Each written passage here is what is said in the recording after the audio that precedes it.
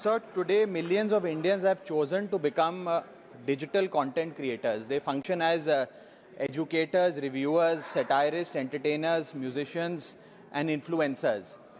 ये सही मायने में सर भारत के ग्रास रूट कम्युनिकेटर बन गए हैं और इनका यूट्यूब चैनल हो या इंस्टाग्राम पेज हो, ये इनके लिए सोर्स ऑफ एंटरटेनमेंट नहीं बल्कि इनकी सोर्स ऑफ इनकम है, इनका एसेट है. It is the fruit of their hard work.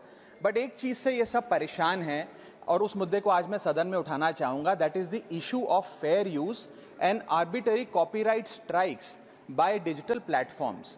Sir होता क्या है कि अगर एक कंटेंट क्रिएटर कुछ सेकंड, चंद सेकंड, 2-3 सेकंड के लिए कॉपीराइटेड कंटेंट को रीपर्पस करके कमेंट्री, क्रिटिसिज्म, पैरोडी, एजुकेशनल या न्यूज रिपोर्टिंग पर्पसेस के लिए यूज करता है, चाहे वो क्रेडिट देता हो, उसको इंसिडेंटली यूज करता हो, कॉपीराइट स्ट्राइक मारकर उसकी यूट्यूब चैनल है, प्रॉपर्टी है या इंस्टाग्राम पेज है, उसे वाइप आउट कर दिया जाता है और उसकी सालों की मेहनत चंद मिनटों में समाप्त हो जाती है. Sir, livelihoods must be decided by law and not by arbitrary algorithms.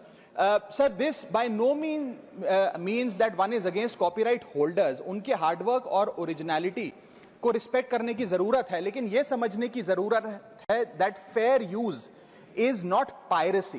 Fair use where sometimes the purpose of using this content is incidental or transformative must not tantamount to wiping out somebody's hard work. Sir, because innovation cannot grow in fear and creativity cannot survive under threat.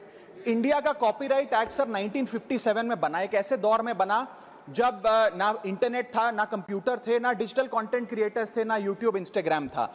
And this act lacks the very definition of digital creators. ये fair dealing की बात करता है, लेकिन fair dealing की बात किताबों, magazine और जर्नल के कॉन्टेक्स्ट में करता है, जो उस दौर की इंफॉर्मेशन डिसेमिनेशन के सोर्सेज थे, ना कि आज के दौर की. इसीलिए मैं 3 मांगे आज सदन में लेकर आया हूं. मेरी पहली मांग है, amend the copyright act of 1957 and define digital fair use. परिभाषित करिए कि ट्रांसफॉर्मेटिव यूज क्या है, जैसे कि commentary, satire, critic, explanation. Define करिए कि इंसिडेंटल यूज क्या होता है, कि अगर बैकग्राउंड में ऑडियो विजुअल चंद सेकंड्स के लिए चले तो वो इंसिडेंटल यूज है या पूरे कंटेंट को वो वाइप आउट करें.